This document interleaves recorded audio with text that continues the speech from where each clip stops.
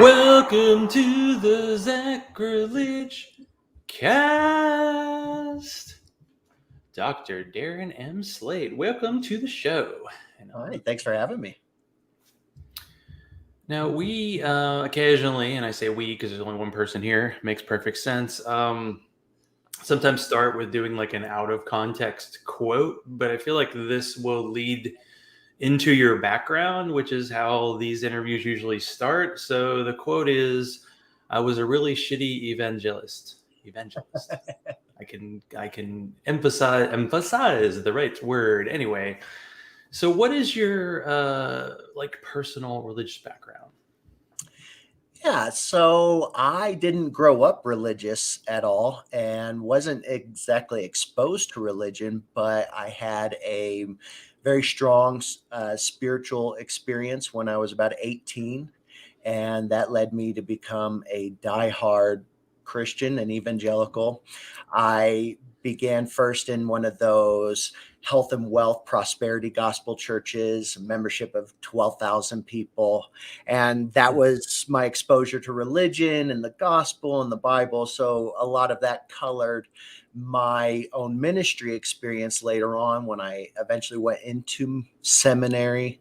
I got 2 master's degrees in theology and divinity and became a Baptist minister, wanted to start my own church. So I was absolutely on fire for Christ, was a hardcore fundamentalist at first. And then actually through seminary, I kind of eased up on that, just became a conservative evangelical.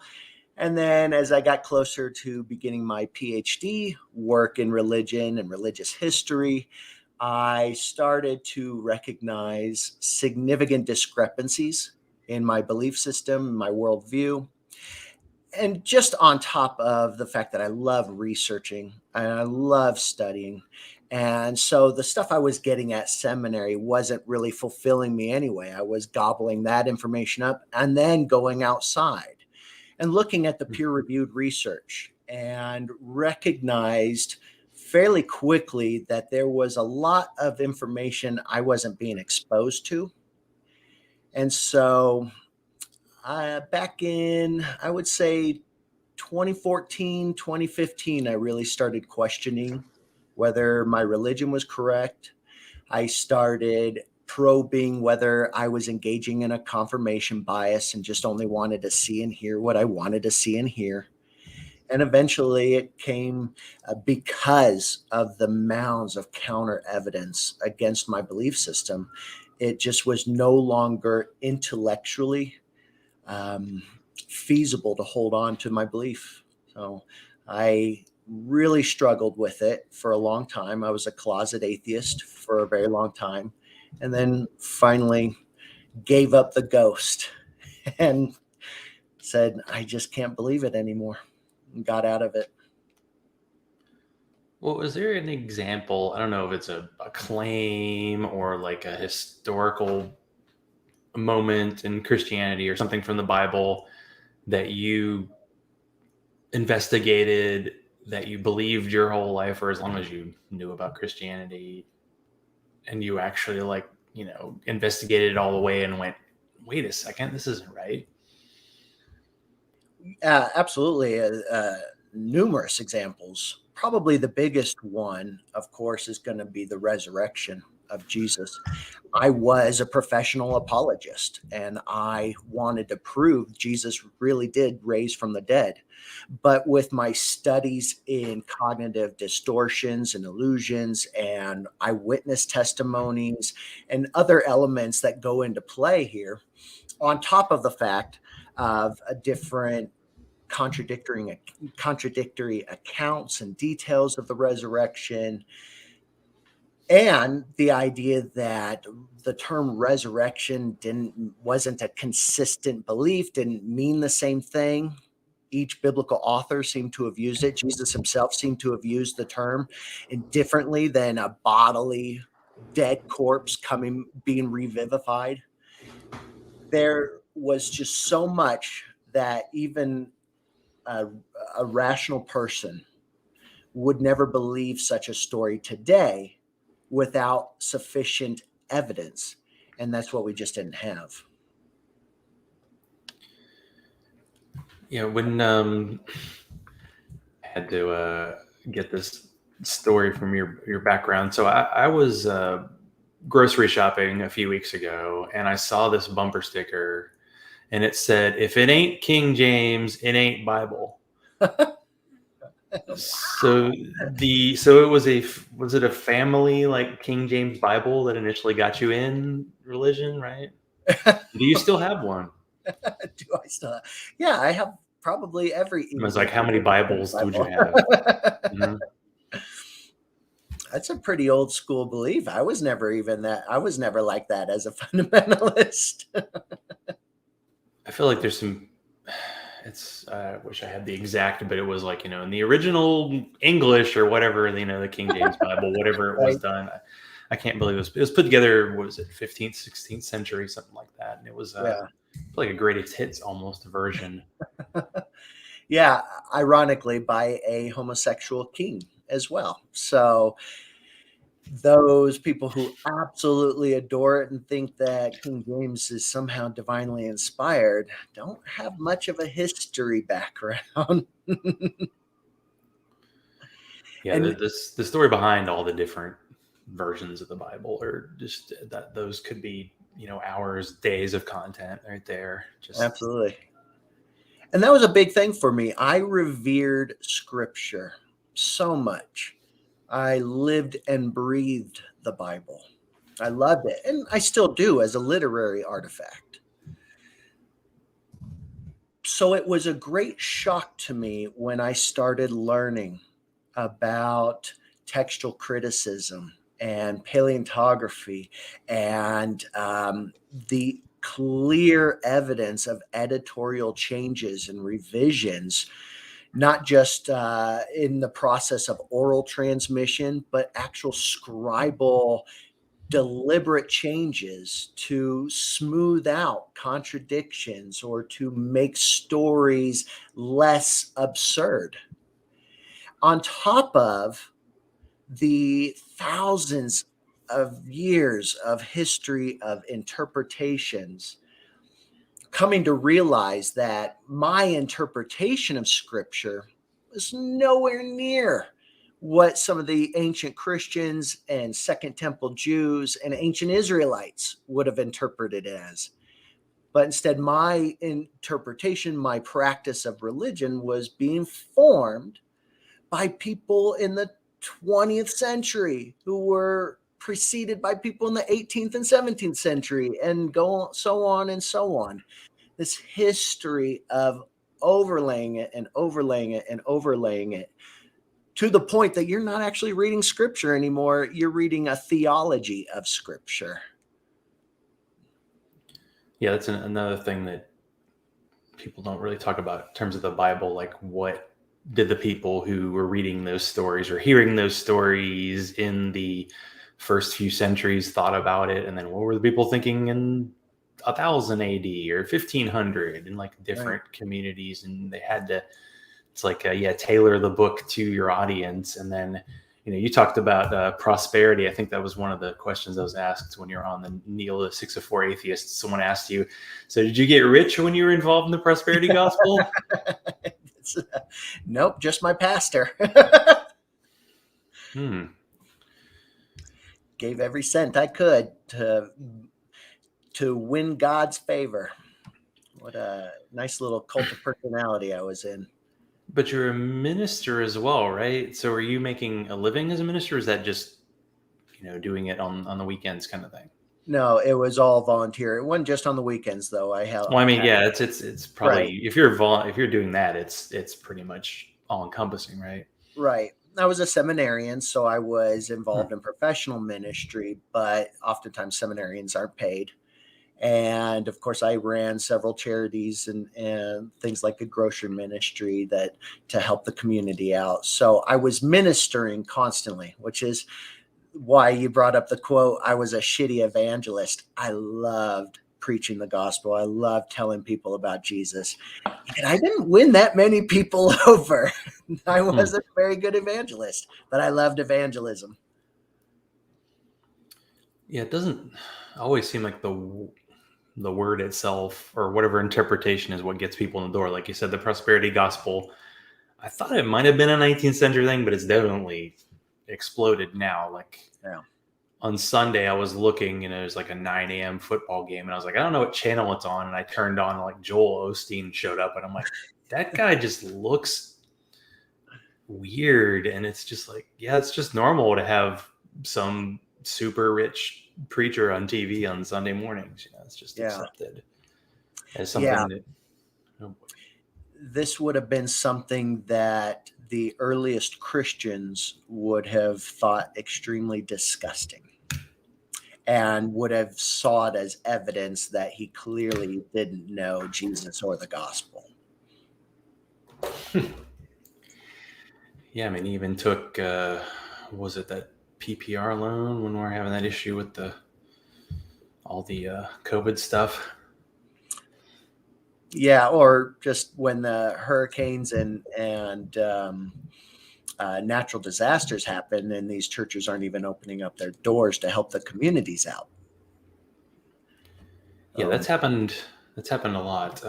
So with becoming an atheist, you have decided to use your powers for good. So what made you decide to get started with GCRR? Well, I don't want to give the impression that I live my life to deconvert or to debunk anything. I am first and foremost an academic. And so I try as best as I can to take a neutral approach to the study of religion. What we found as an up and coming academic and somebody who wanted to be a professor, wanted his publications, I found that academia was one being run a lot by religious zealots in a lot of areas. And so they were putting up a wall to where certain types of scholarship wasn't allowed to get in and wasn't allowed to be published because they had an ideology that they were wanting to protect. And we also found that just academia in general is incredibly exploitative. Authors, scholars are doing all of the footwork, pouring so much of themselves into their research, and they get nothing in return. They get their name on a book for sure, but it's extremely rare for a scholar to actually make any money off of their research. And we wanted to change the system. So we created the Global Center for Religious Research to attempt turning the system on its head, where we take care of the researchers, where we support the researchers. So, for instance, whenever we publish a book, an academic book from a scholar, we make sure that we are doing double and triple the royalties that they would normally get with any other publisher, and that we're doing a lot of the work to support them and promote their work. Our academic conferences are international and they're held online. So, because the average cost for a scholar to attend an academic conference, just to speak at one, some $250 just to fly out there and just to get lodging. That doesn't even include the price of the society membership. We wanted to make sure our prices were really low and that it was easily accessible to the public rather than just having a niche group of the population, academics just talking to academics. So that's why we started GCRR. And was part of it almost getting to take advantage, a rare positive like side effect of COVID? Like people are doing conferences virtually now. People are doing the Zoom, like Yeah. it was the Historical Jesus conference you had. That was the one that I checked out because I was interviewing David Fitzgerald. So it was like nice to be able to just have access to all that, and then to see the talks you wanted to see, and Right. How did you like the conference, by the way? I thought it was good. I mean, it's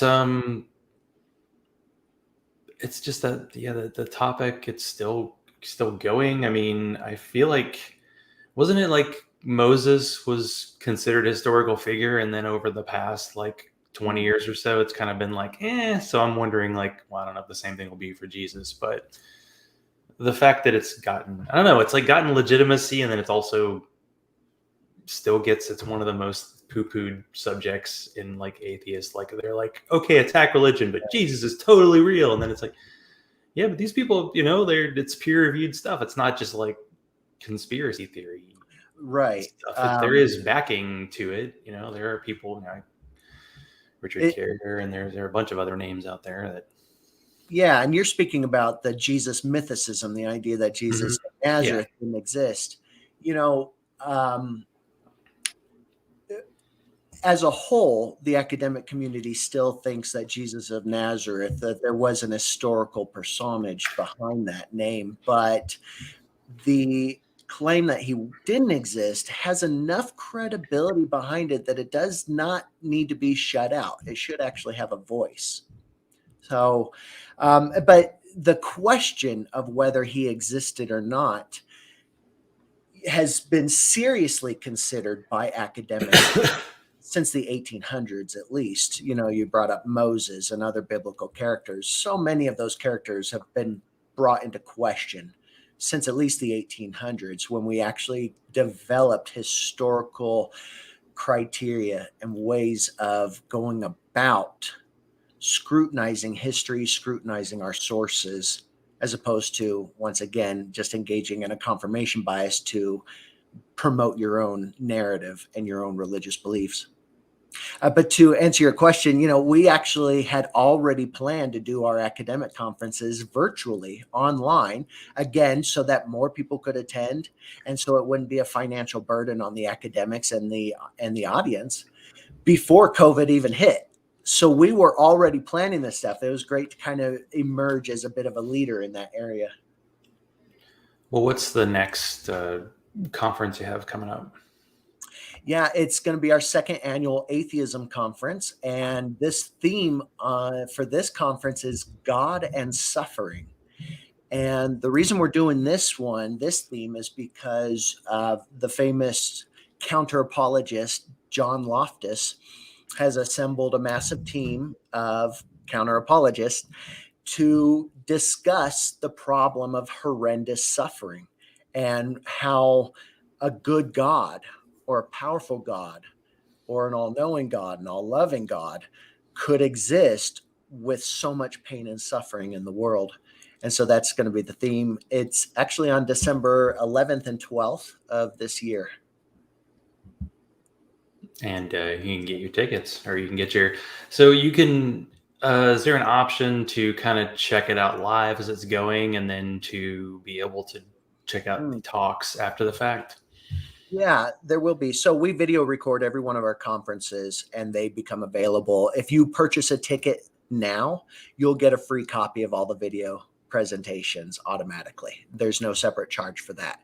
So even if you can't make the conference, you can just buy a ticket and we'll give you the recordings after the fact.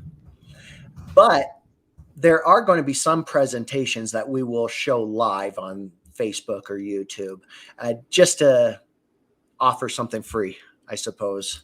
But the tickets are only $15. So it's not a big deal at all. It's not a financial burden to attend at all. I mean, it's less than a movie ticket, and you get to see a bunch of speakers. Like, do you have, you mentioned John Loftus, do you have other speakers lined up already? Yeah. Still working on finalizing that list, I think. Yeah, we are. There's quite a number of great speakers already. An award-winning, internationally known philosopher, David Kyle Johnson, he'll be speaking about skeptical theism and the response to gratuitous suffering. So what a lot of these speakers will be tackling individual arguments, oftentimes, about why God is incompatible and probably irrational to believe in a God with so much suffering. At the same time, though, the mission of GCRR isn't to debunk and isn't to deconvert. So we do have some speakers who are, in fact, going to promote some form of theism as well, that they want to discuss suffering from a psychological perspective and tie in religion with it as well. I'll be speaking. Most likely, I'll be speaking on misotheism, which is the hatred of God, specifically why a misotheist believes it is immoral to worship God because of all the pain and suffering in the world. I think people will really like some of the talks that we have coming out. That's an angle I hadn't thought of before. Like, there's that people talk about atheists, they're like, oh, you're just mad at God. And it's like, oh, there really are people. I mean, obviously, there are people who believe in pretty much everything, but to people to believe in God and hate God, whatever God they hate, makes sense. I mean, based on, scripture and all that. Yeah, the misotheist position is likely an atheist position, most likely. It's not somebody who actually hates God, but is somebody who says, if a God does in fact exist, then he's a moral monster. I have an obligation to hate him and in fact rebel against him because he is a moral monster. And I can actually demonstrate this to you using sound, deductive, moral logic. So. All right, hit us with a logic gun, why don't you? I mean, it's all connected to all the various groups, projects you're working on. So, can you tell me about SHERM? Yeah, SHERM stands for Socio-Historical Examination of Religion and Ministry. This is the peer-reviewed academic journal that is an imprint of GCRR. It comes out twice a year, and it's got the standard, academic articles on religion, different studies, different new findings and discoveries, or some philosophical or historical musings that you would typically find in a regular academic journal. The big difference with us, of course, unlike most academic journals, is we do not charge our authors, our academics and scholars, to publish with us.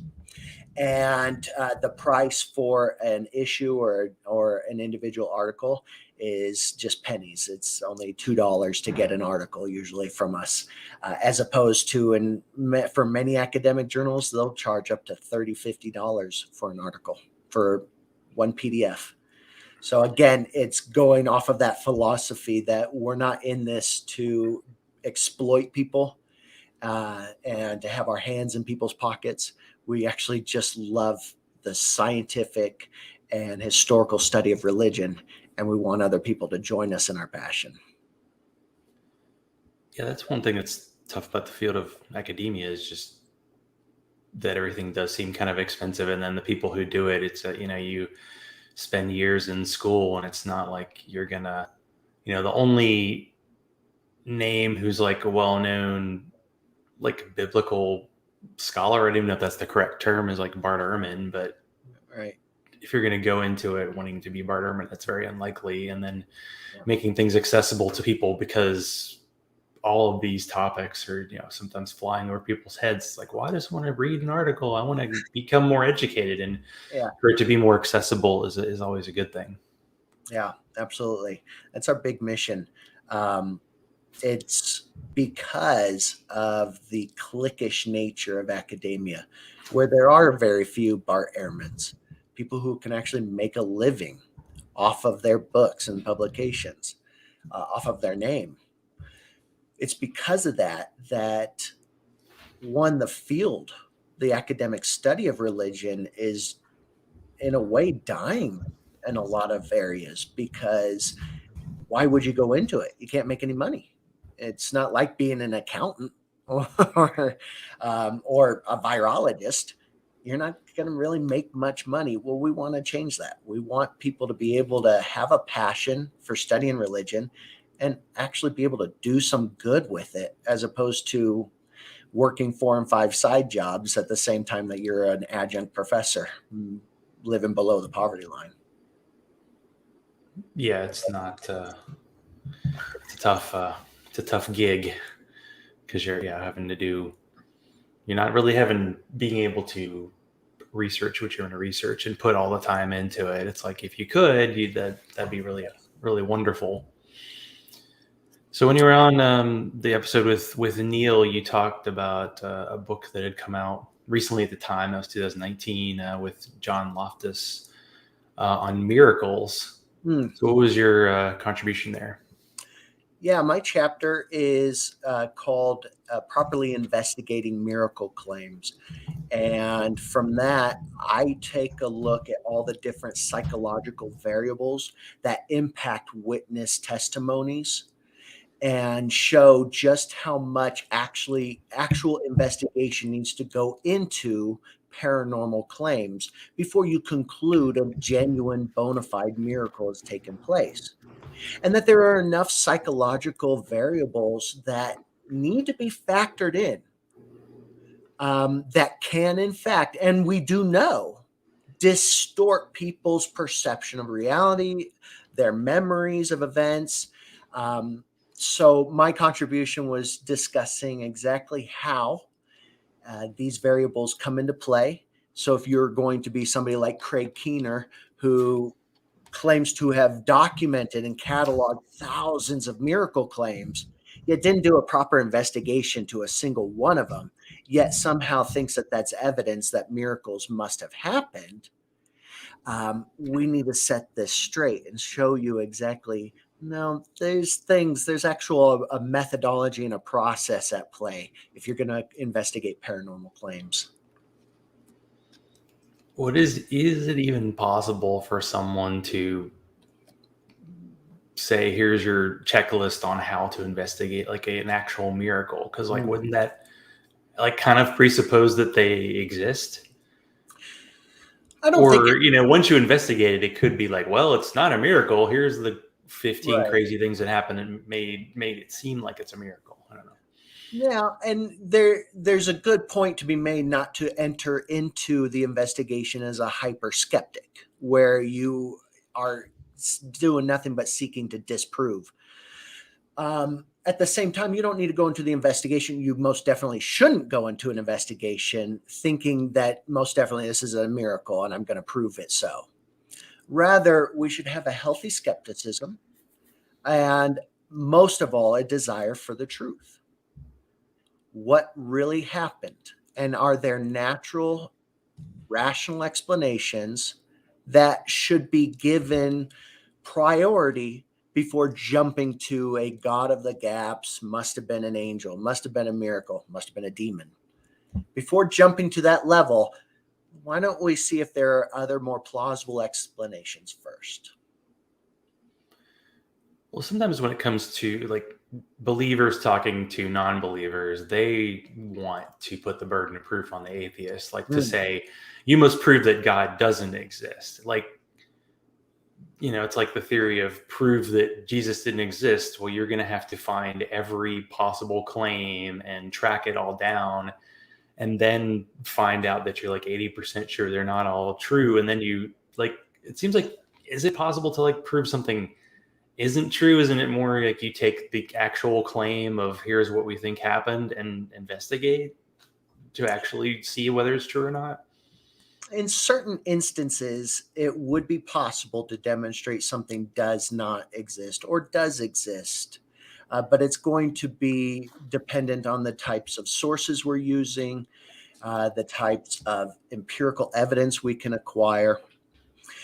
But generally, we want to fall back on a principle of parsimony, which you probably know as Occam's razor. The simplest, most probable, likely explanation is usually the correct one. So if our explanation of things ends up producing more questions than it answers, we don't have a very good explanation.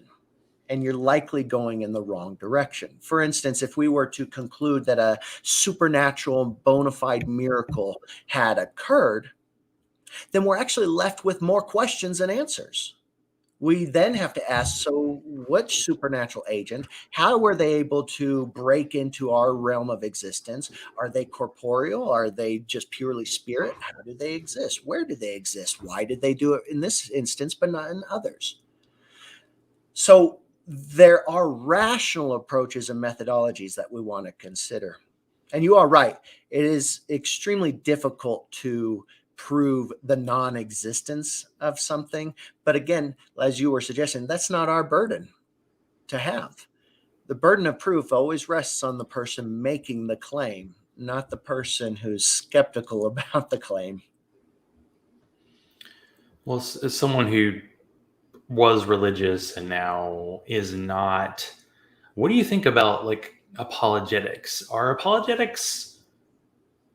they actually coming up with any new arguments, and are they getting any better? Do you ever have either debates or discussions with people? Obviously, you must go in some of the same circles since you're, sometimes investigating the same things as the apologists.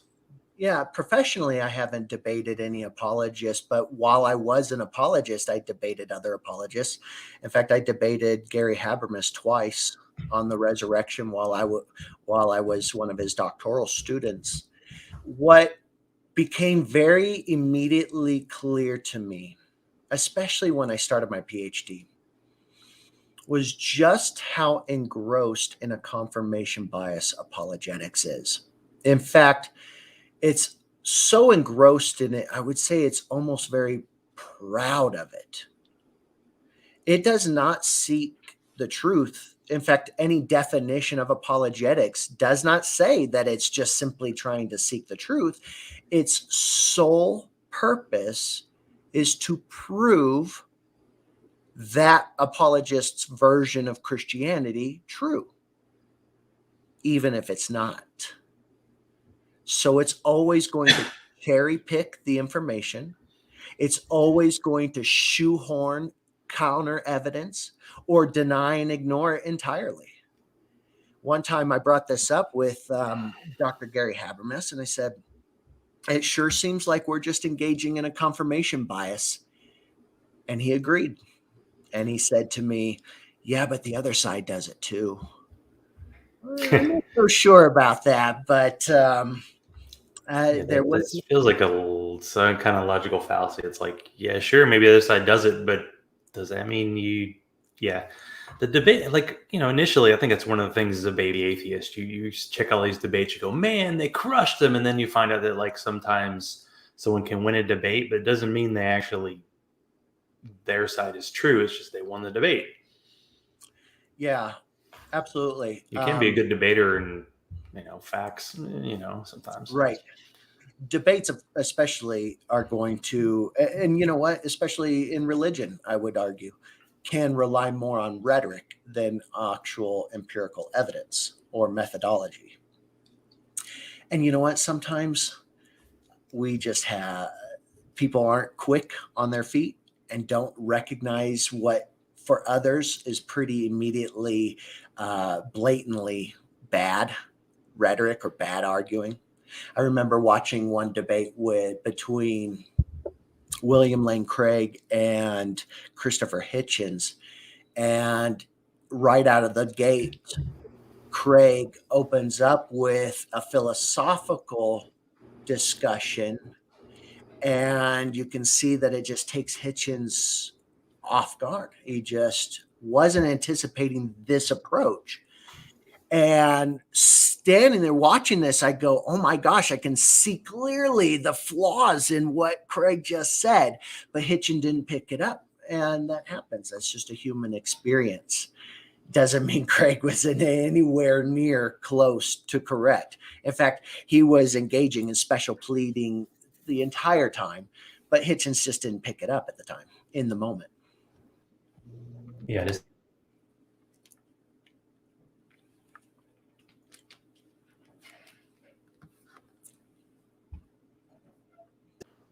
oh, there it is. That was weird. Did you lose me? Can you hear me? I can hear you. Okay. I'm not sure what's going on, but yeah. Had an issue. Oh, here we go. And we're back. Okay. Yeah, technical issues. Oh, it's lovely. Oh, for a guy I've seen in a few shows and interviews, I've never actually seen you wear a hat, but it seems like you wear lots of hats in terms of your different titles and different jobs. So I love the titles. Like, so what is your gig as a research director for the FaithX Project? Yeah, exactly what it sounds like. I head up a lot of their research stuff. For instance, we just completed a massive um, sociological study on the effects of COVID on clergy members. So, how many clergy members were killed during the pandemic? And that'll be coming out in SHERM. The publication will be coming out in SHERM later this year. We also track demographic trends in religion. We track the different lifestyle trends. Now, a lot of this stuff is useful because one of the biggest purposes for FaithX is that if you're going to have a church or a synagogue or a mosque or any other kind of religious tradition and a worship center, that you ought to be doing something good for the community that you're in. And so, what FaithX is dedicated to doing is helping religious leaders identify the needs of their communities by tracking the economic status of their neighbors, some of the household or crime statistics or healthcare statistics, things like that within their immediate vicinity, so that if they can actually get out of their church and do some good in the world, so that they can break out of the walls. And instead of just taking care of their little pocket of congregants, they can actually take care of humanity and the planet as well.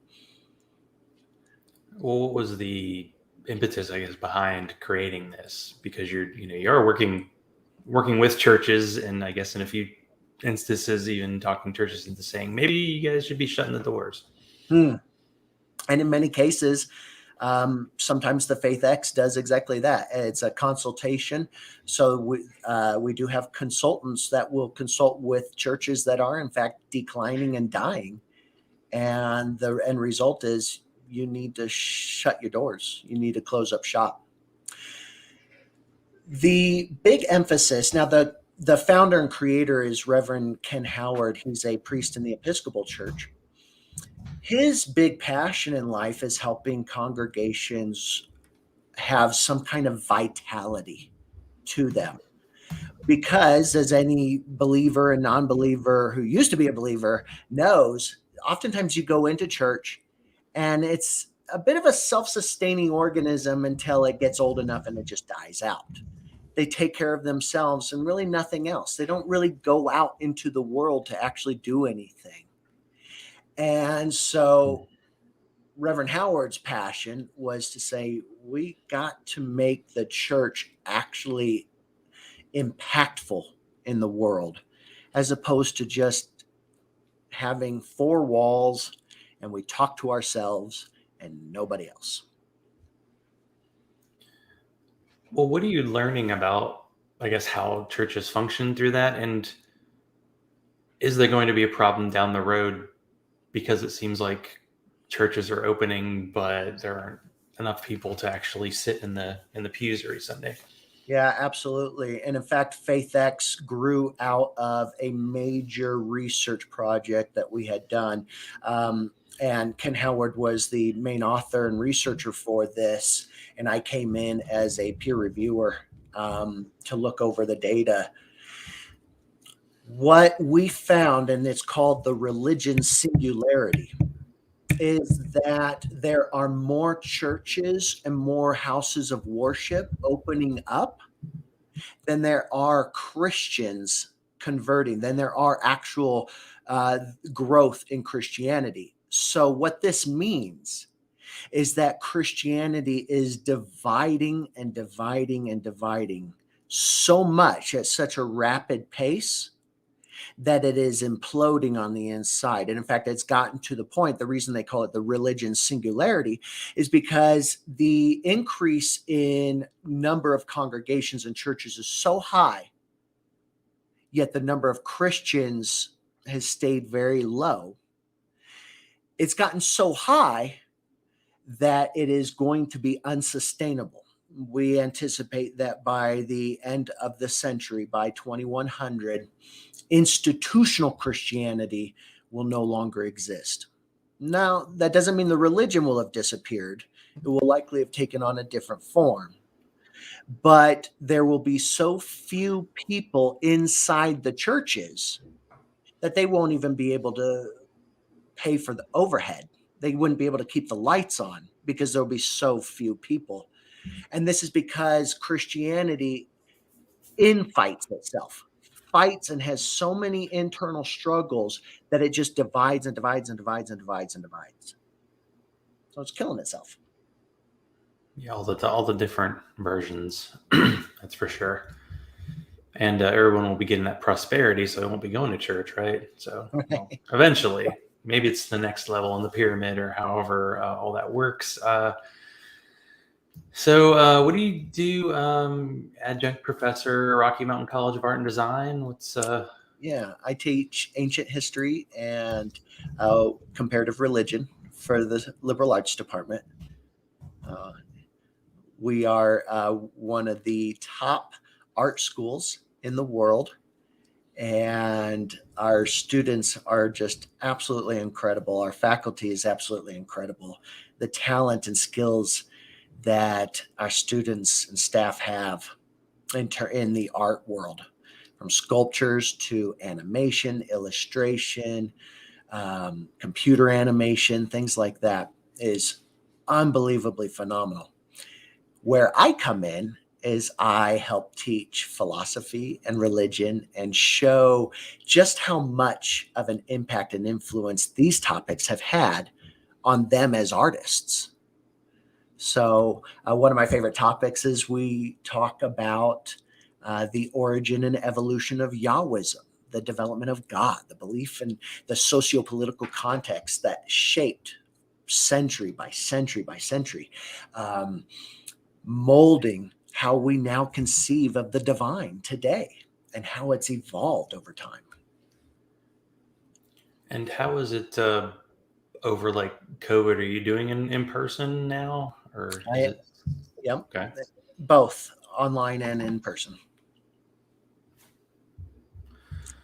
Well, this isn't a question, but I just wanted to say I appreciated in your email signature that you included pronouns. That's just something that more people are doing now, and it's almost sometimes you see. It used to be like, oh, that's wow, someone put their pronouns, and now it's like I don't know, it's starting to become more mainstream, which I like. Yeah, It's just yeah, inclusive in a way. yeah, absolutely. I'll tell you.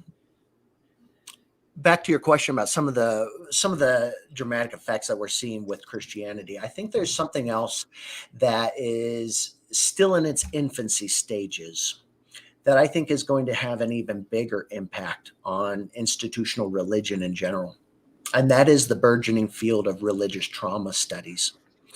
And the Global Center for Religious Research is heading up the world's very first largest sociological study on religious trauma, where we are going to be able to show with empirical data for the very first time, with empirical data, the existence of religious trauma. Now, just about every clinician, every psychiatrist and psychologist knows that trauma can and does happen within a context of religion, but it's not widely recognized. It's certainly not in the DSM. It's not a diagnosis that you would get necessarily, nor necessarily should it be. But people we are finding in the tens of thousands are suffering from anxiety and depression or post-traumatic stress disorder, and other diagnoses, things that are impacting their life because of religion. And it could come in so many different forms, from doctrines that you were taught as a kid, such as original sin, that you were born sinful and deserving of burning in hell, or just or to the more obvious examples, having been molested and raped by a priest, and the different variations in between. We're finding that religious trauma is impacting countless thousands of people. And we cannot move forward in the academic study of religious trauma without being able to actually demonstrate that it exists. And that's where we're coming in. We have set up the world's very first sociological study on it, and we're going to be able to show the world just how much, what percentage of the United States population in fact suffers from what we would diagnose or what we would label religious trauma. I'm really excited for this to come out. I mean, is this something you suffer as well as someone who was a believer? And I'm pretty sure still has issues with probably hell and some of the beliefs that you had. I don't think I would ever classify myself as a sufferer of religious trauma. I definitely suffer from other forms of trauma, from other things. What I am very scarred with is just how poorly I saw both religious leaders and the people who claim to be devout Jesus followers, how they responded to me, both when I was a minister and when I came out as an atheist. I lost everything when I came out as an atheist. I lost my entire support system, my entire family. Everything was taken from me. But one thing that always struck me, even when I was still a diehard evangelical, was there was no difference between the people in church and even the religious leaders, the people I looked up to, the ones I was wanting to mentor me, and they were my spiritual leaders. There was no difference between them and the rest of the world. I thought, man, for a religion that claims that the living God, the Holy Spirit, actually indwells inside you and actually transforms you from the inside out to make you a better person, I sure didn't see it. I didn't see it with myself. Didn't matter how much. You would think, as someone who's studies data, it's like you would think, religious people would be happier, and you would think, totally unrelated subject, the religious people wouldn't be sad at funerals because they're in heaven, right? Yeah. But every time someone's there, but there's, I don't know, it's a psychological thing. What I was wondering, I mean, I definitely feel like, the trauma and what you've experienced, but how do you get this data? Like, I would guess it's really hard to do. I know there was like the census came out and, making a big deal about, you should put that you're not religious. And a lot of people will put that they're religious even though they're not. So it's hard to tell, like there might be more non-believers than we even think. And the number just keeps growing. Yes. How do you get the data that, it's great to put this out there, but how do you go, okay, I know this is, as well as I can, that this is legitimate data, absolutely. just because of it's so hard for people to even admit these things. Yeah, absolutely. How do we get the data? In short, very carefully. I know it's not something you can answer in 45 seconds, but right. And if you can, you're good.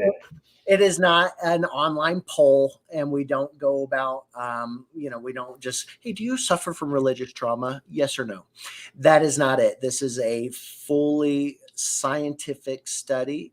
We have a number of people on committees. We partnered with Springtide Research Institute.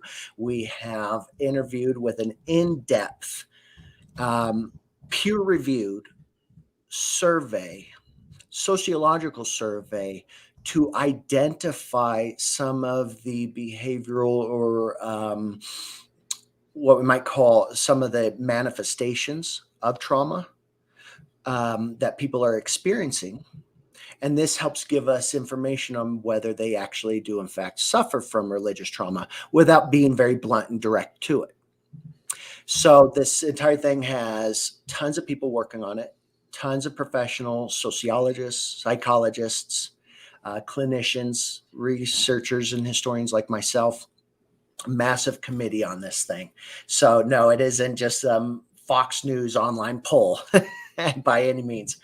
Of course, for me to break it down and go into detail, way too much and probably outside the scope of the interview, but you can read all about it once the publication finally comes out.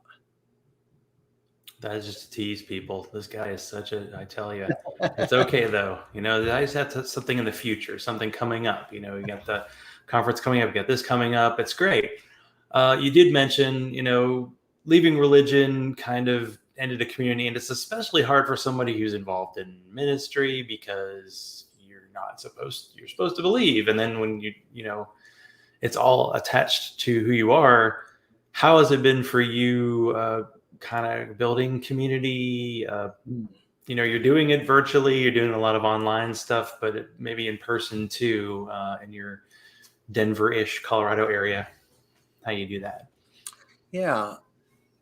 You know, originally when I was struggling and was a closet atheist, I was attending recovery from religion, group meetings, and that was probably my first exposure to the atheist community. And what I have found was so much grace and compassion and so much empathy.